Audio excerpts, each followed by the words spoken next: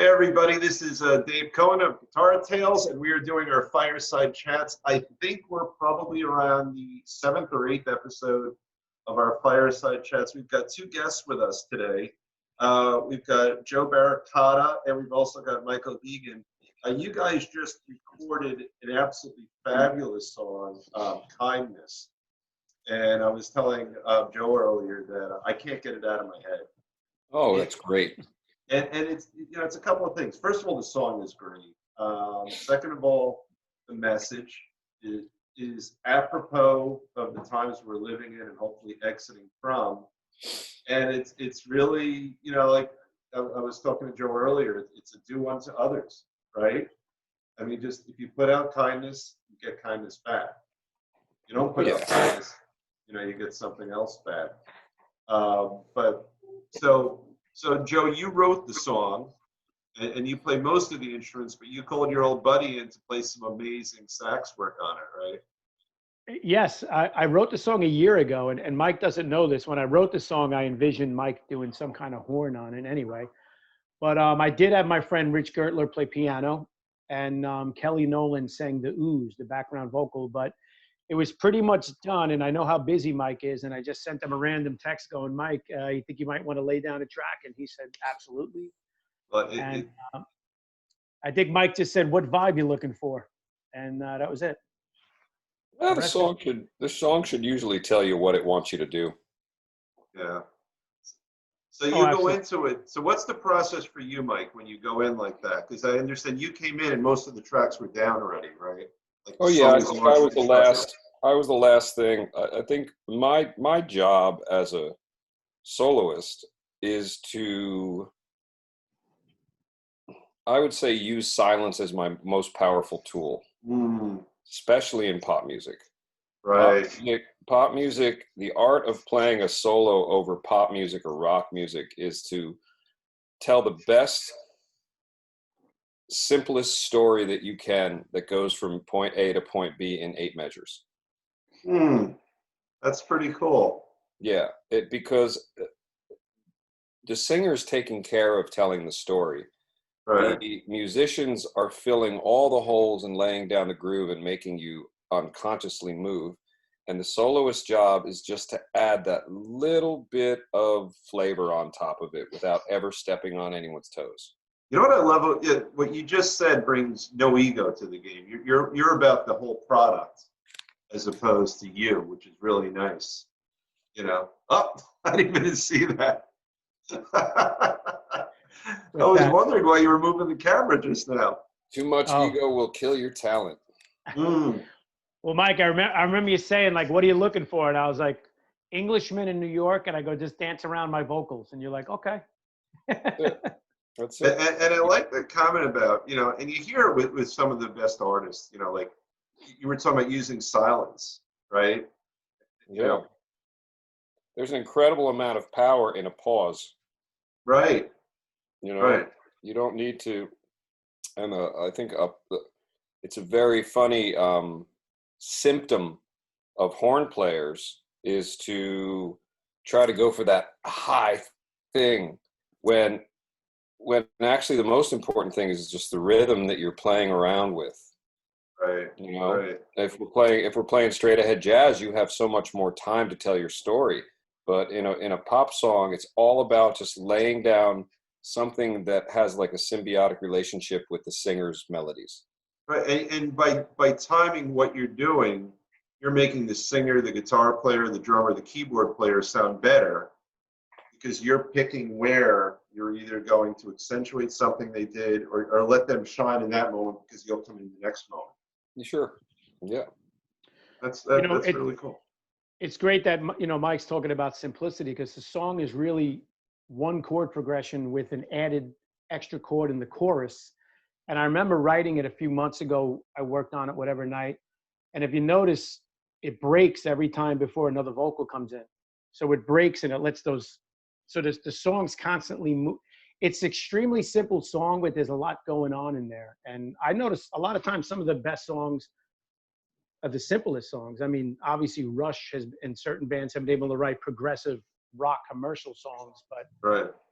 you know, simplicity is always key. And a lot of, you know, one thing Mike does great, and Mike's done gigs with us. And again, I can rip on the guitar, you know, and Mike can rip on the horn, but, you know, simplicity is key and being tasteful. So, Yeah. like, Yeah. it can ruin a song if you're not being tasteful.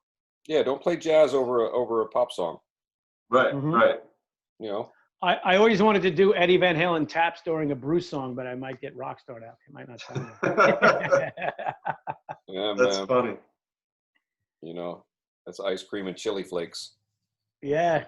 Just don't go. Yeah, that wouldn't. No, That's a good I've never metaphor. even I like tried it. Yeah, that's a very good metaphor. Now, how have you guys, or how did you guys meet, and you know, how have you known each other over the years? We met through my you know, my crew, my closest friends. They have a place down in Avon every summer, and I'm usually gone every summer. And You're then touring, right? yeah, and then when I would come home, you know, you want to hang out with your people. So I go down and meet them, and then they would always inevitably end up. They became friends and great fans of Joey and Saxman and the guys, and they would always hang out at the boathouse. So that's where I ended up meeting them. Oh, that's great. I think I remember that. I think I came out and jammed you guys up one night. That was that night. I remember. I just showed up after a gig and I had my horn. I was like, "You mind?" At least I asked. You remember what I said to you? I remember that night. You know, Mike came in with the whole crew, and Cassie said, "You know who Mike is?" And did you ever meet Mike? I said, "No," but I knew who Mike was because we were actually on a gig once in downtown, and I knew other bands he played with. And it was funny because Mike's like, we're like this with anyone, by the way, but someone like Mike that, you know, I knew was a great player. Mike was like, "You mind if I sit in?" I was like, "Do whatever you want." I think we jammed. Oh, that's great. Great time. And Mike, I understand you've played with some pretty serious folks up there. I don't know who's more impressive, the president or Aerosmith, but I'd go for Aerosmith. I don't even know which president. Man, I'll tell you what. I mean, listen, I know that we're in a very, very political hotbed these days, and the one thing that I could say about the Clintons, Is that who you played for? Okay. As much as people want to, you know, listen, you feel the way you feel about your politics, but you're not going to find anybody who did not like to hang around this guy. Oh, I'm sure. I'm sure. Because it was, I mean, I've even read many articles about him where world leaders who just just didn't agree with his politics were just like, but man, I really enjoyed hanging out with him and having dinner. Right. And so give us the context. How did this happen? The context First of all, was hold on. He's a shitty saxophone player, isn't he? Yeah, man, but I mean, he just pulled that rabbit out of his hat at the last minute for Arsenio, and I got to say that rabbit did pretty well. It worked. Yeah, they slapped some sunglasses on him, and he got, you know, he locked in with a lot of people on that, but it humanized him. The way that happened was there's an artist named Pat Mcgee. He's a Warner Brothers artist. He's been one of my closest friends and musical colleagues for about 25 years. I met them when I lived in Richmond, Virginia, where they're out of. And I lived in DC for 3 years. And Pat, I guess one of the guys on Clinton's staff was a huge fan of Pat Mcgee. Okay. And we played basically the White House for the end of term, the second term for the Clintons. Clinton, Al Gore, John Podesta, chief of staff. They rented out and shut down the 930 Club. Oh, I've been there many times. Yeah, which is DC's version of Irving Plaza. Yep. And you know, and basically they just shut down this great rock and roll club for the entire White House Clinton administration staff. Oh, that's a great gig. Yeah. Yeah. And that's very cool. So what's funny about it was we didn't expect them to show. The place was raftered, Secret Service, everything. It was out of a movie. And we're up there and we're playing the set and people are they're partying. And we finally come to the realization that they're not going to show up. The Gores aren't going to show up. John Podesta's there. And then, so we start we start getting into it. We start having a few drinks and really playing a concert. Right. And they show up. They all showed up, and I had this moment of a window of about 10 minutes, and Phil just pointed at me and was just like, "Let me see that horn." And we just had 10 minutes of talking before the madness started. It was crazy. And he was one of the most just cool, gracious people I've ever met. You know, it's funny on that note, you always hear people do business with people they like. And even when Bush ran against Al Gore, people wanted to hang out with Bush and drink with him. Yep. Yeah, certain people have those kind of personalities. Oh. Yep. Yeah, So when did you live in D.C.? Say again? What years did you live in D.C.? I was in D.C. from 97 to right before 2000, and that's when I moved to L.A. So I was going to ask if you didn't overlap with go-go then, DC go-go music. No, but I'm very familiar. Michelle Ndegeocello is one of my favorite artists in the world, and she was huge on that go-go. I'm very familiar with that go-go scene. Yeah, Chuck Brown was one of them. Mm-hmm. And Junkyard Band. You ever see the Junkyard Band? No. Oh, fabulous stuff. I'm a big fan of DC go-go. Yeah, and I'll tell you what, DC for all its fantastic attributes, it wasn't a music scene except for that, and it also had this really underground jazz scene. Yep, they had all that. Yeah. Yeah. I played the Thurston Block Party about 2 blocks from the White House. Nice. When I was in college with my shitty college band. Okay. So you played for the president. When that question came out, I didn't know which one. And then you toured with Elton John, I got my notes. Elton John, Aerosmith, and there's a bunch of TV stuff. What led to that? The TV stuff. Well, I guess I can always say that the right place and the right time plays a lot. When I went to Rutgers, I went to Mason Gross, and when I was a senior, when I was 20, my mom got a phone. We didn't have cell phones, so my mom got a phone call, and she was like, "You have to be in the city for an audition." And I was like, "Well, what's it for?" She goes, "I don't know. Just go to the city." Is that her voice? Like kind of like that? Yeah, it's great. It's pretty great. And so I went to the city, and I didn't know it was a quiet audition for Elton John. Wow. And I guess, what I found out was I had just done like my first record, somebody else's record, but I was pictured on the cover. Like the band was on the cover, and I didn't know any of this. Yeah. So I show up, and these people are just like, "Okay, go in front of that screen. We're gonna take a bunch of pictures, take some video. Please play this, play that." And I was just like, "Okay," but I was like, what is this for? And then they're like, "We'll call you." And then I got shuffled out the door, and the next day they were just like, "Oh, you got the gig." I was like, "What gig?" And it was they were like, "Be on this television set where it's for Elton John. You're gonna be filming." Wow. And it was great. I spent like a week with him, and we filmed. It was actually a really big deal.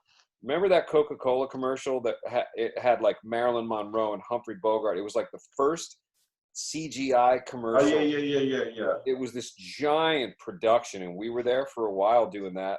And I was the sax player, and it was really great. It was. So you were not just audio; you were on camera. Yeah. That's probably on YouTube too, right, Mike? It was really cool. I haven't ever looked for it, but yeah, that was. How can you never look for that? That's cool. Oh, yeah, it was super cool. But it was one of those things where it's like I went right from that back to school, back to class, back to doing weddings, back to doing gigs for no money, so that's just the way it goes, man. It goes. Yeah. And then Aerosmith, how did you get connected with them? Aerosmith was a summer tour. Like one summer it was Pat Mcgee and Aerosmith, and one summer it was kind of the same lineup, and then Aerosmith got switched for Allman Brothers. So we did a lot of great like summer tours, like shed tours, like the PNC would be, or Wolf Trap. I love Wolf Trap. Yeah, we sold out Wolf Trap a bunch of times. So when you say we sold out Wolf Trap, is that you with your band opening for them? Yeah, that was Pat Mcgee. Pat Mcgee and Aerosmith were on tour, and then with the Allman Brothers. But then after because my way of going wasn't, I didn't ever want to, like, Joey's a leader. He's a band leader. I never wanted to be in a band. Okay. I never wanted to have a band. I wanted to be myself as like, I'm a trained SEAL. You know, I do what I do with the sax and keys and vocals, guitar, whatever you need me to do. But I never wanted to be in a band. Okay. Because I wanted to have my options. I wanted diversity. Are you married? Is that your deal? Or are you single because you don't want your options? No, that's a whole other topic. That's another Zoom meeting. Oh, that's funny. That's funny. I'm gonna put my Kevlar vest on. Yeah, right. But yeah, there's been a lot of. I've been very, very lucky. You know, I think that stuff as a sideman, which is what I am. I'm a soloist. Right. And it took a long time to figure out exactly what your role is. And once you kind of weed out what your weaknesses are and figure out what your strengths are, the path becomes a lot more clear. So, like, you know, the Justin Timberlake gig and Elton, you know, all these pop things, Supertramp, it's kind of having a goal, focusing on it, and making sure you're there early, stay late, and learn everybody's parts on every instrument. That's right. And then you're there to make everyone else look good. My job is to make the guys whoever's name is on the marquee. My job is to prop them up and make them sound as great as they can, and also realistically make myself irreplaceable. Right. And that's by getting there early, staying late, working hard, That's it. Learn everybody's parts on every instrument. Right. So what's great. Yeah. And Dave, I think this ties into what Mike's talking about. Mike, who was the guy that took over the Tonight Show? Not the main horn player. There was another guy. After Doc, you mean? Not after Doc, because it was Bradford Marsalis. Who took over after him? The name escapes me, but he wrote a book called No Traffic on the Extra Mile. Oh, Guitarist. Yeah, what was his name? Oh, now that I'm I'll think of it. I'll think of it inside too. As soon as we stop. You don't mean from the Roots. No. I'll text you guys when we're done. But my bass player gave me that book because he knew I was into like personal development books and stuff like that. And I think he bought it for $1, and that was one of the best books I read. Number one, because it's the music business. And really?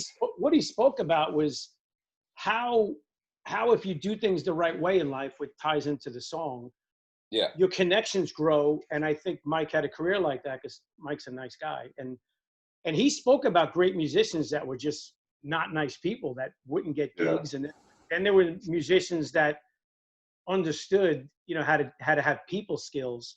Yes. But that book is incredible because, you know, talking about going the extra mile, and it's a great quote too. There's no traffic on the extra mile. That is a great quote. You know, yeah.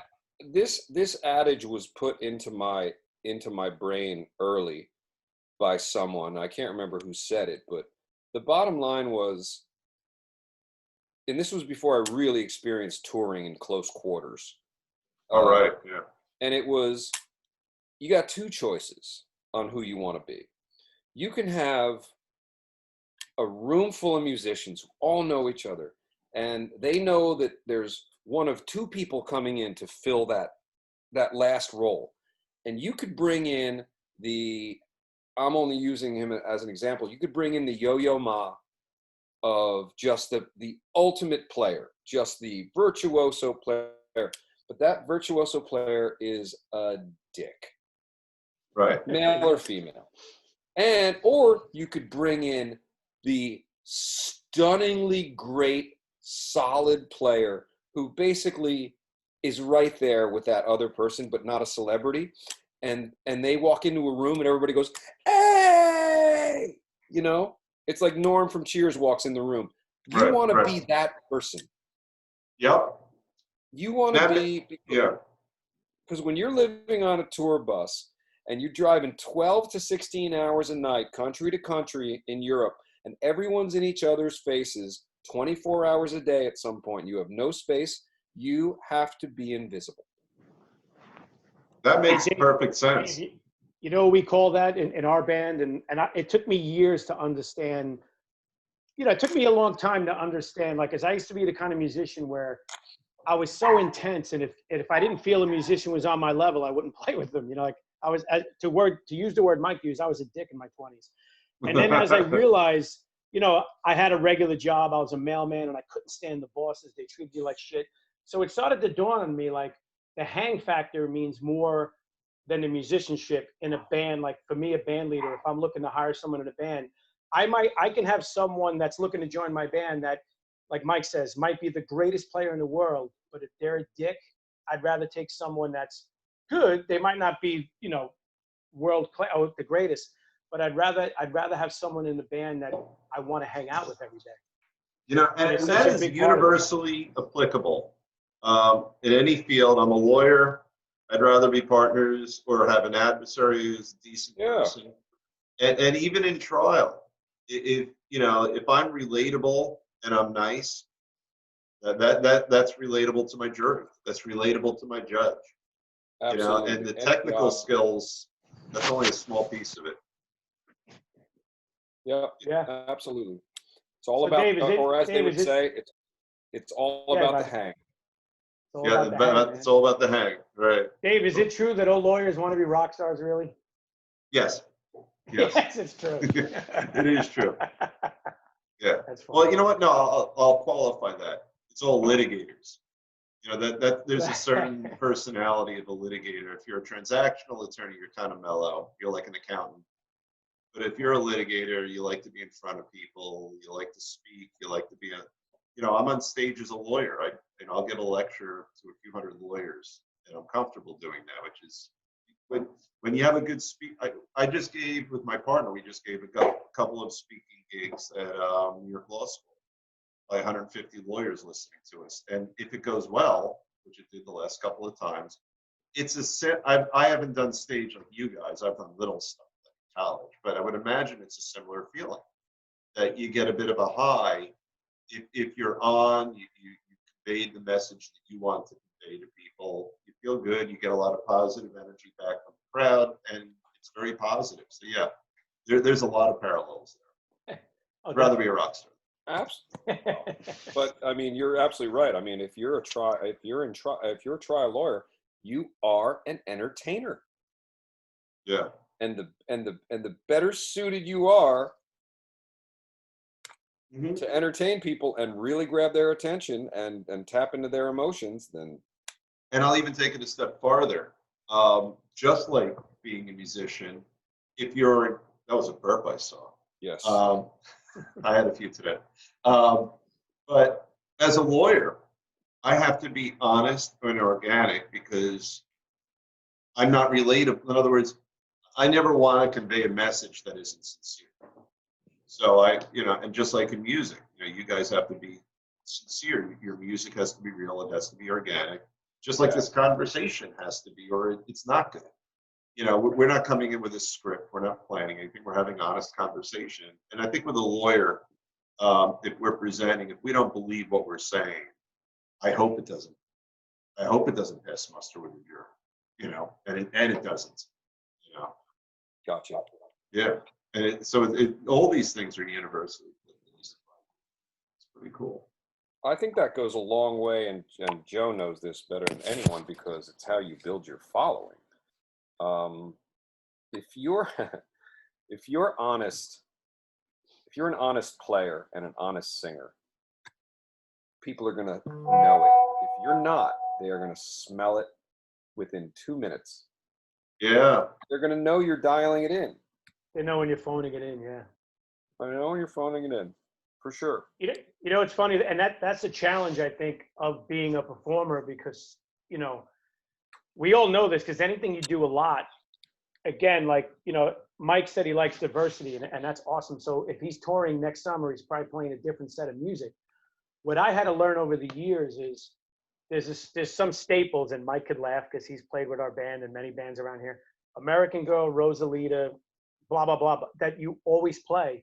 So I used to hate playing certain songs until I realized, I remember saying to myself, wait a minute, from a songwriter perspective, I didn't have to write this song. I did not have to write the song. I just have to perform it.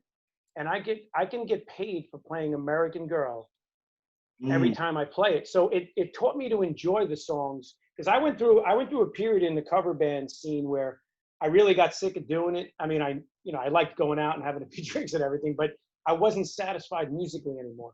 Like I was just like, I felt like I was at a dead end. I wasn't recording original music. My original music never took off.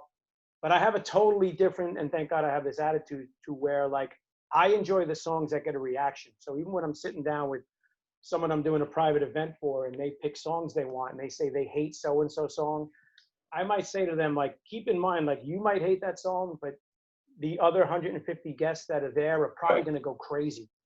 And so I've learned to not take personal what cover songs I'm playing. Now, with an original song, it's different. I mean, like this song I never played live, or most of my other originals I never did. And I always wondered, like a Van Halen, like when I see them play Ain't Talking About Love, I'm like, aren't they sick of that song yet? You know, it's like, Maybe they are. there's so many good B-side songs they can play, or any band for that matter. Yeah. Oh, they must be. I mean, that's a good point, David. Maybe they are, but I'll tell you what, if I'm going to see Sting, who is, you know, one of my heroes, Right. then, and he said this, he's just like, I feel an obligation to play Roxanne because they want to hear that. They want to hear Message to Ball. I wrote these, you know, these muscular songs came to me and I put them out there, and that's what they want to hear. I'm going to throw in something new. I might play something from my 16th century lute music album, but whatever. Right. It's like, I'm going to give them the meat and potatoes because that's what, you go to see Paul Simon, man, you're going to want to hear 50 Ways. Yeah, it's true. Yeah, and That's why they call it popular music, because those are the songs that are popular. And it comes back to what Joe's saying. It's a mindset, you know. And if you don't have the current Joe mindset, there will not be positive energy flowing back from stage to audience and back to stage, I would think. You know, if you're not appreciative of the fact that you get to play, whether it's you in a cover band playing a song, and oh my God, I get paid to play music, you know. Attitude. Yep, yeah. Or if you wrote it, oh my God, I get paid to write a song I wrote. Like either one is great. And absolutely. Yeah. I mean, a lot of us forget that we're in the service industry. Right. And I'm reminded every damn day that I work in the service industry. I am servicing the happiness, hopefully, of other people. Right. By doing what I selfishly love to do. Right. And you know, like we think about what's the expression, the customer's always right. And it's a very tough job, Dave. I'll tell you what, David, I'm not going to give the customer that much credit. That's my field within reason. Yeah. You know, it's funny. That's what we were talking about. We were talking about that earlier, Mike, where when you do a gig, I mean, Mike's played in front of massive audiences, but when you do a gig and the energy, the high you get from a gig, that next gig, you're looking for that same high, like a drug, like a heroin addict. And it's such a crazy thing because I was saying, Mike, how playing live, it's a roller coaster. You might go from the greatest gig in the world to the next gig is like totally laid back. And again, that's where your mindset comes in to, you know, to keep that performance going. And there's some, I've seen some great bands, you know, whatever their name, I've seen some really good bands play in front of 300 people and then 3 people and it had the same energy. And it always impressed me. That's the way it should be. Yeah. I love small. I love intimate acoustic. If I had my druthers, I would spend the rest of my life playing for 60 people. Yeah. In a room that sounds perfect. Right. Where You can hear that one little reaction where someone's appreciating something subtle that you just did. Yep. I want the stage to be 6 inches. Yeah. Ground. Everyone is comfortably seated. Everyone has a view of the artist, and there is perfect sound. 60 people. Perfect. What's your favorite Those are a good game. Club? Yeah. Or what's venue? Just venue. I mean, there have been so many. Or what fits that paradigm? You know, in this region, what's a venue that sort of fits that paradigm? Well, for me, it's a little different because I don't play with a band. Right.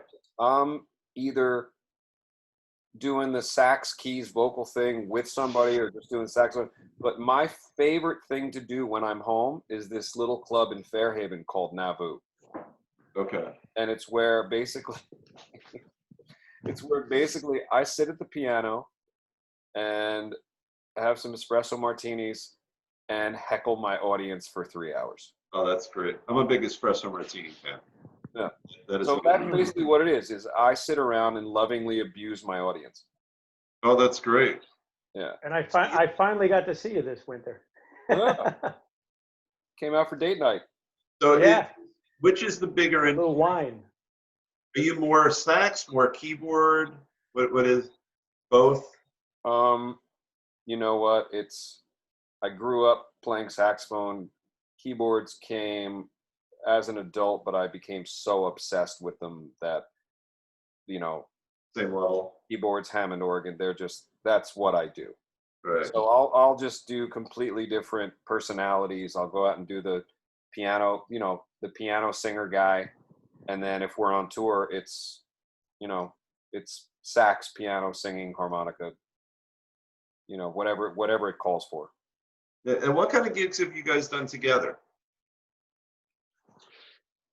Aside from the gigs that Mike came up and just jammed, I mean, we played the Columns together. Mike's played at some local bars. He's done a few weddings with us. Mm-hmm. Mike actually has done weddings as a sax player, and he did one wedding as a piano player, which just shows you and I mean, all the weddings were phenomenal. There's a few videos of us with Mike, in the crowd, and I remember we did one video, Mike. That was almost like a Houdini trick, where it was a 5-hour wedding.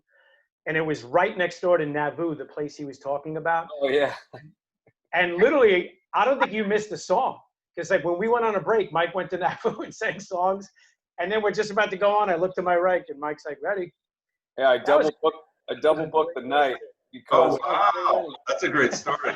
the place, fantastic restaurant, the Raven and the Peach. It's just a place in Fairhaven.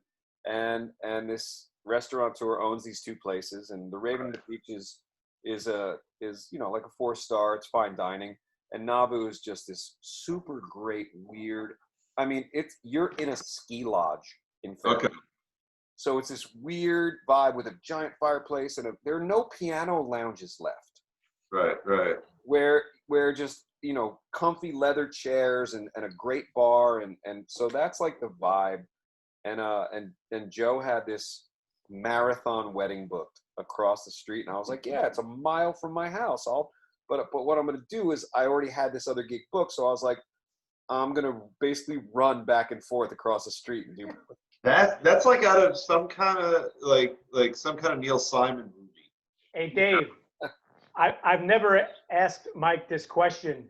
Mike, me as a band leader, or any band leader at a wedding, they're like, what did you think when you texted me that I was thinking? Because I was like, how the hell is he going to pull this off? Like, holy shit.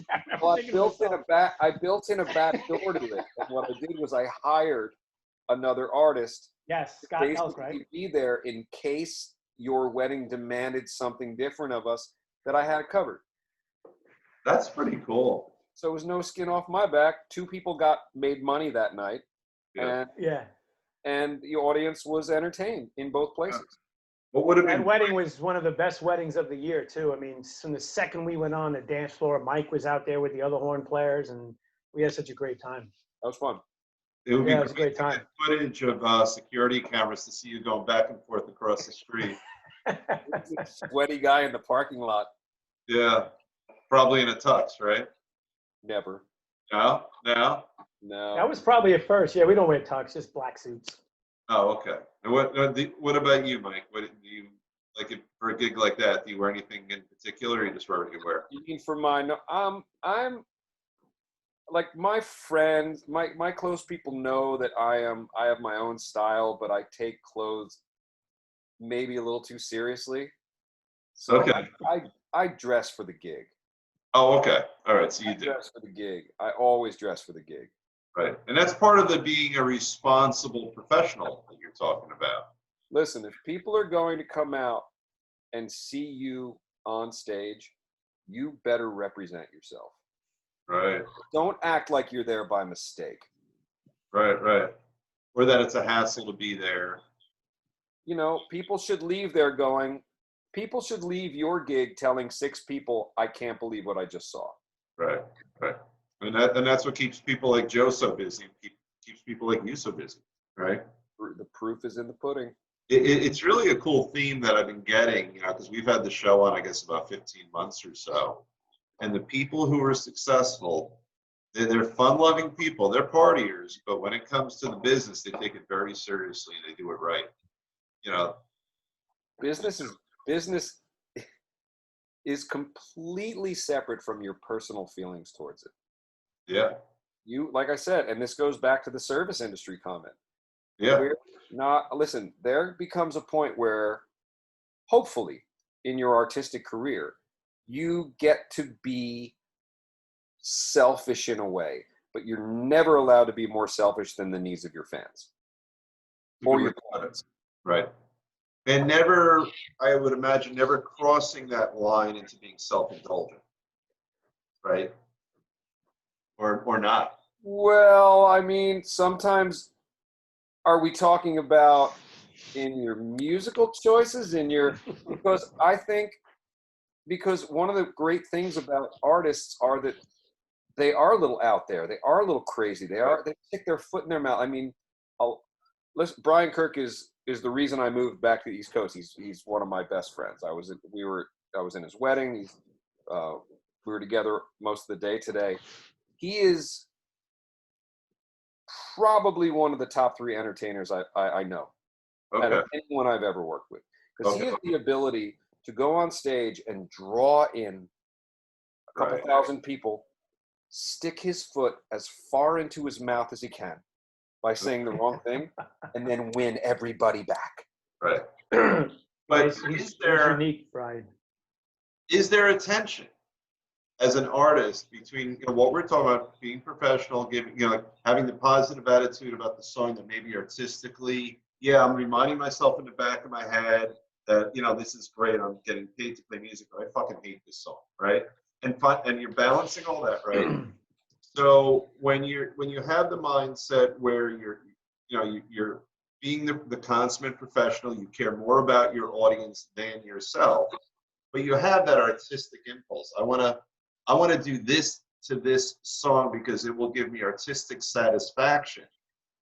Is it ever at the expense of being the professional in terms of giving the audience that which they are expecting and that which at least they think they want? Or are you the artist that says they think they want that, but I know they'll be more nourished by my music if I do this? Are those tensions there? That's the question for Mr. Baracata, because it's a perfect question for him, because he's not only a self-indulgent shredder, which is part of the way you grew up, but now you are the band leader. Well, it's funny you say that, Mike, because when I first came on the scene like 20 years ago, I wasn't doing that many guitar solos because I just figured it wouldn't go over. And then I saw other bands and I was like, all right, time to rip up and get my crybaby going. But there's this, we obviously do Uptown Funk, and Mike, I think one of the best jams I had in that song, like where it breaks down, I just, again, I'm the band leader, I guess if I want to call it, and it works. I go into a solo there. It's in D minor. It's a great key for a guitar player, but it's always a good back and forth with the horn player. And I remember Mike did a Columns gig with us. And even though we had tons of people partying, drinking, and dancing, I mean, me and Mike probably went back and forth for like 3 minutes that night. And there is an audience for musicians out there, which is great, even in a party scene like the Jersey Shore. So, I mean, listen, especially sax players, Mike, I give anything. And the sax man was teaching me, I learned how to do a C scale. And I was like, I don't know if I'm down for learning a whole new instrument, even though I can play drums and other things. But nobody gets love like a sax player. It's the, I sort of laugh when we do certain gigs, because the next day I'll say, wow, they really dug my guitar solos tonight. And they didn't mind if I stepped on the sax a little bit. And then there's some nights where I'll go into a solo and I can see kids look at me with a beer going, we want the sax player. And I'm like, all right, tonight's all about the sax, and I don't even touch the guitar. Yeah, but that's because they love Rich, because that guy he's magic. Yeah, without a doubt, they love Rich. But even when you play, I mean, just the instrument itself, it's There is. I'll tell you what. I mean, I hated carrying that thing to school when I was a kid, but my dad was right. He was right. It took until I was, in my late teens, early 20s, until I was like, oh, I get it now. Oh, that's pretty cool. I get it now. Well, just like I can either lug, back in the 80s, I had an 8-piece Tama drum set with a double bass drum. I can either lug that, or I can lug one guitar and a combo amp. So once I started moving around the gigs, I'm like, thank God I'm not a drummer anymore. Right, then the sax, you're not carrying much around, I guess. These days? Yeah. Well, my thing is, the tricky thing is, like, I can't allow anyone to touch my horns. Okay. I can't, even though it's an available option, it's just such a personal thing. Yeah. That what I do, the way I travel, is my stuff, my luggage, my road case, which is my instruments, and my personal stuff, which is also in Pelican cases, just goes. It just looks like stacked army stuff. Like I have 3 Pelican cases that go out with me. One has my saxophones and some other auxiliary stuff, and then for every gig, there's backline, there's keyboards, there's everything's set up for you, what you need. Your personal stuff, I mean, we have a tech who takes care of the basses and the guitars and the keyboard stuff, but my horns and my harmonicas and my flutes, nah, I That's can't. all stuff where you're literally swapping spit, so to speak. It feels like it's a more intimate kind of thing. And a guitar is pretty intimate, but that seems more intimate. It is. I mean, pre-COVID, it's just like, I'm still not. A sax player is never letting anyone play their saxophone. Right. A flute player, we would be able to swap off on that flute, just give a little wipe off. But like saxophone is one of those few instruments where you just can't let anybody else. You can't let anybody touch it. Well, if that thing hits the floor, you can't retune it. Right. Speaking of, Mike, like some grubby. Mike, mention the Saxman story. What's that? When you called me for Rich's number to fix your horn? Oh, yeah. Oh, God, it was a nightmare. I just got, the first night I got back from a Supertramp tour last year, I do a lot of sax and DJ, like house music stuff, because it's just so much fun. Okay. With DJ, there's great interaction between the two of you. The crowd just feels it. And I was over in Red Bank doing a gig with a really great DJ that I love, DJ. And this drunk girl got up. 2 minutes I took to go pee. For 2 minutes the whole night, I put my sax up on the deck right next to his turntables. No one's getting up there. No one. This is a 1955.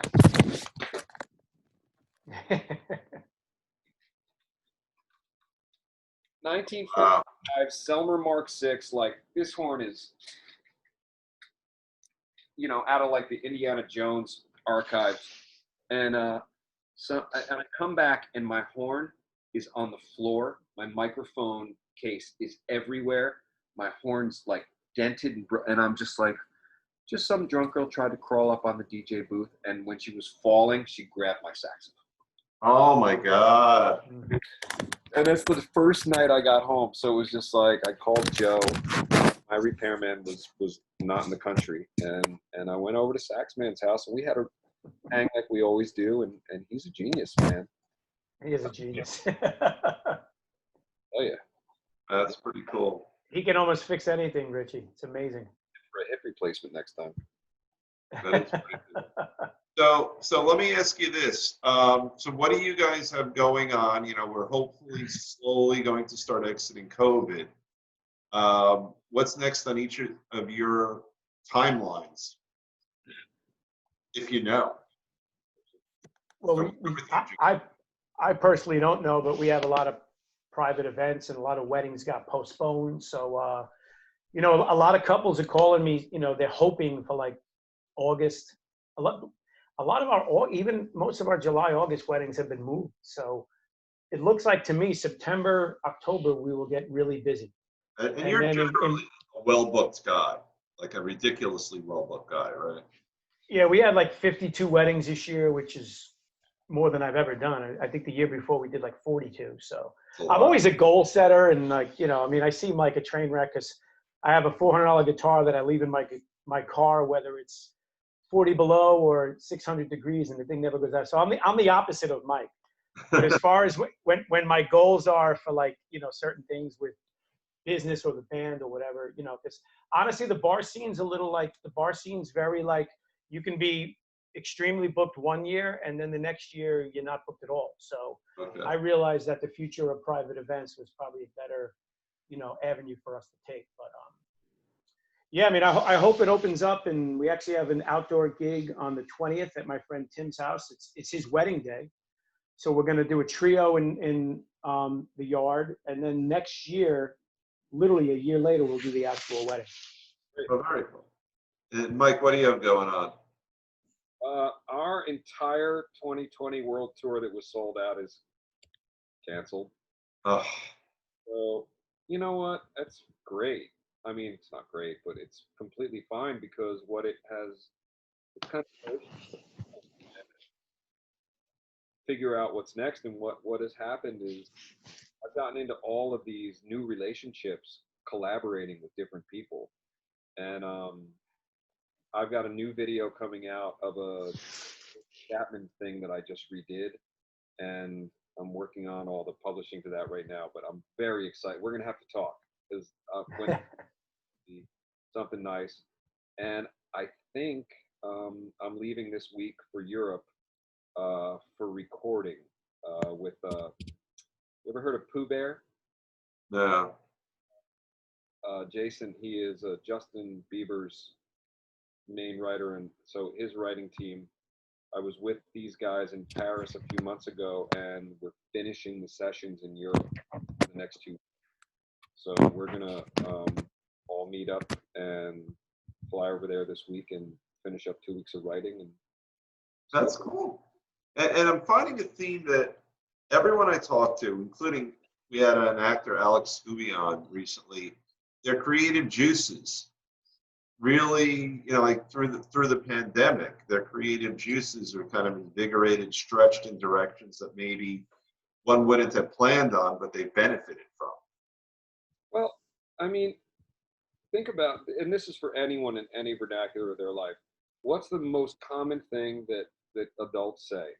I don't have time. Yeah. Right. But man, I've been trying to paint that shed. Man, I've been trying to learn that language. Man, I've been trying to do what, and fill in the blank of whatever you've been trying to do that you have no do. You know, any artist. I've been trying to record this song called Kindness for a year. That's the only reason why the song got recorded.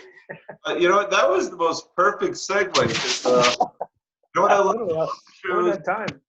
I love the shows when we can't stop talking because a great guest, very interesting, and it. You know, I shoot my goal is about a half hour for the fireside chats. I don't know how long. I'm looking at my computer. We've probably done about 45, 50 minutes. I could do 2 hours with you guys. This was really nice. Thanks so much. Oh, Yeah, we had a great time. this was absolutely fantastic. So Joe, how do we find you? Give us your website. You can go to joebaracata.com. Spell it, And please. the song's going to be on all the streaming outlets by the time this is aired. So I haven't really set that up. I've been focused on finishing it, getting that video done. Shout out to my friend Tim that helped put that together. And so that's how you can find me at joebaracata.com. On Instagram as Joe Baracata Band. And it's B-A-R-A-C-A-T-A, right? Now, here's a tip for any young kids starting out the career. Make sure your name is pronounceable. That's probably, I should have used my middle name. No one can mess that up. That's funny. You know how many times we've driven to gigs and on the sign it says Joe Bacadudo, or it's almost like it's a comedy at this point. Mike, how do we find you? Basically any bar in Red Bank. Okay. Whether you're playing or not, right? Website is absolutely embarrassing. I haven't updated it since 2013, and that might be a stretch because social media took over. So what I started doing was just putting whatever dates I have online. Okay. So and it's Michael Ghegan, Ghegan, right? Yes, it's Irish. It's from County Wicklow, and it used to be Ghegan, and then when my great grands came over, they chopped it down to Ghe. So it's at Michael Ghegan, or There you go. so Instagram's at Michael Ghegan. And Very good. Well, I wish you guys a great night. This was a lot of fun. thank you. What a pleasure. Thank you, Counselor. Likewise. Thank you. Good night, everyone. Thank you, Dave. Thanks, Mike. Raise your glasses. We'll do a little toast. Cheers, guys. A little summer shanty there. All righty. You finished yours. Look at you. All right. Yeah, Good it's all done. night. There we go. Good night.